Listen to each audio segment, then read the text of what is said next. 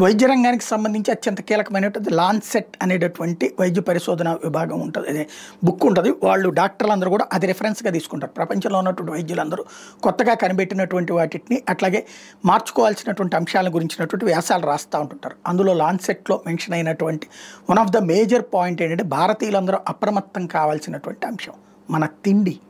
ఎరువుల వాడకం వల్ల అందామా లేకపోతే జీవన శైలిలో వచ్చినటువంటి మార్పులు, విలాసవంతమైనటువంటి జీవితం అనగానే బద్ధకాన్ని పెంచేది, రోలు మానేం, దాంతో ఫిజికల్ ఎక్సర్సైజ్ పోయింది.